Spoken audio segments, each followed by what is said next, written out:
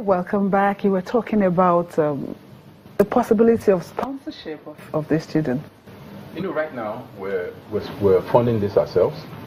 We're a medium-sized business. We're funding this ourselves, and we ask ourselves if this is the budget we have for this program, do we want to just impact one child or 30 children? So right now, we're using these funds to impact more children. The issue of scholarship is something we're thinking about, and it's something we would like to do. But Jamila made a very important point. It's not about certificates. I see Toyib as someone in 2 years. If he continues to work with us every summer holiday, in 2 years, 3 years, Toyib should be able to actively participate in a site and actually create value. So as a country, we need to de-emphasize certificates and encourage skills. They need skills more than certificates. You know, we look forward to a time where we can send them abroad, go and get good degrees from the best universities in the world, Imperial College or wherever. But for us, the ultimate thing would be to get Imperial College to come and set up a campus in Lagos. The way Carnegie Mellon has a campus in Rwanda. I don't know if you know that. Carnegie Mellon is a big American university, but they have a campus in Rwanda where they teach computer science and business. So that's what we have, the population, we have the demographics to support the business model. So we should encourage big, good universities who have stood the test of time to come and set up in our country. That way it will be cheaper to have many of them go to school. But again, while we recognize that some of them should go to university, but not everyone has to go to university. Indeed. And we need to encourage them to develop skills that they can deploy to the work, and make them more employable. Are you looking at asking, for instance, some other companies to join you in the area of sponsoring these children after the camp and the internship? We have some sponsorships now. I can tell you that sponsorship level even dropped from last year.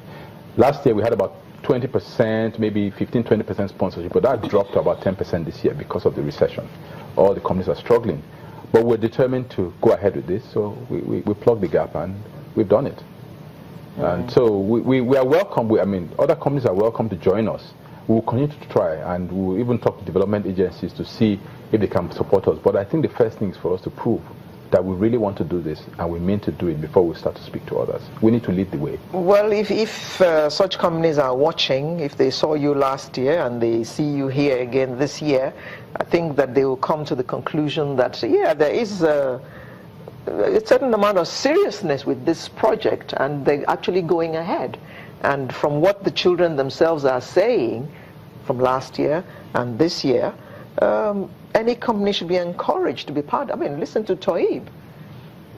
You know, he's virtually a site engineer in the making at 17. I mean, who wouldn't like to be part of his history when he finally becomes, you know, project manager with his hard hats and everything. You know, we helped him grow. So other companies are welcome to partner with us. I mean, once we share the same vision, we're happy to partner with them. We don't have a problem. We don't insist on doing this alone. It's not about glory. We don't want to take the glory. It's not about you. It's about the children. It's about the sector. We want to transform the sector such that there's more local content in years to come. Toyib and his colleagues are going to be the champions of the construction industry in the future. We teach them, part of what we teach them is entrepreneurship, because we tell them that they are the ones going to employ their peers. We're not going to wait for any foreign company to come and offer them employment. And don't forget, those foreign companies, they want to employ their own people first. Of course. So they reduce unemployment in their own country and unfortunately increase unemployment in our own country. So we need to be aware of that. I mean, when we hear about Brexit, we hear about what's happening in the US, then as a country we need to start to ask ourselves, other countries are protecting themselves, insisting that their citizens should be employed first. What are we doing? So as a country we need to develop local talent and insist that we have a part to play in the development of this country. A couple of days ago, I read an article, a front page, a screaming headline, $20 billion worth of railway work was to go to a foreign company. There was no local content. And people are complaining. While I recognize that Nigerian companies need to step up the way they do business, but there must be a deliberate strategy by government to ease Nigerian companies into this project so that they learn. If they don't get a chance to learn, they will never know how to do it. So the percentage involvement of companies in these projects need to increase year after year, year after year. And then in 10, 20 years' time, we see Toyib and his colleagues as entrepreneurs running Nigerian construction companies, creating employment for people. You know, Iwan, I can't ever forget what I read about Japan and how they developed their fast train. The president called his corps of engineers and said to them, in 4 years, I want this country to have the fastest train in the world.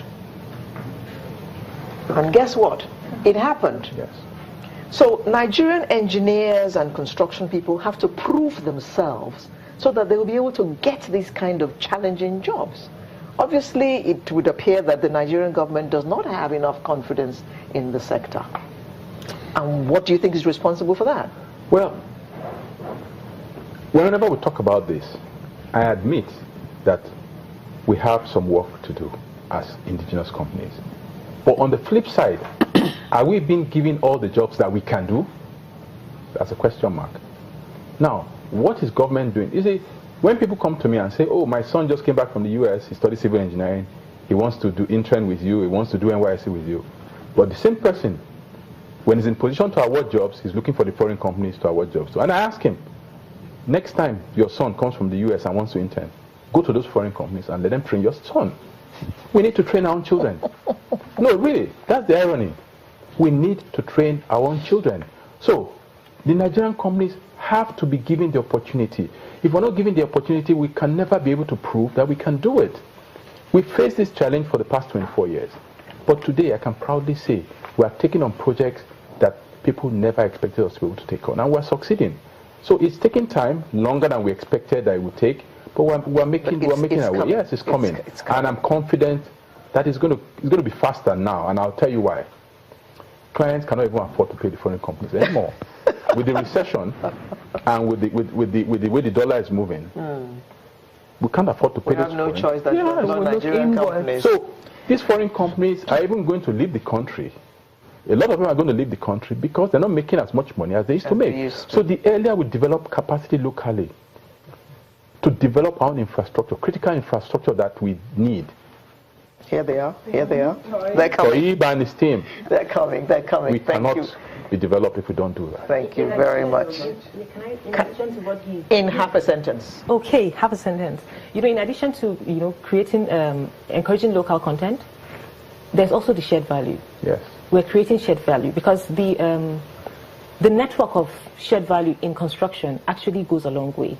We have suppliers, we have vendors, we have contractors, we have all professionals in that same so there's a social impact. Yeah, thank you very much. Kaiser Foundation STEM program, and we had the pleasure of talking to the chairman of Kaiser Foundation, Mr. Igboan Okaizabo, a trustee of the foundation, Jamila Fani, an intern who was a participant last year, Toyib Isiaka, as well as a participant this year, Noyem Laura Abadom.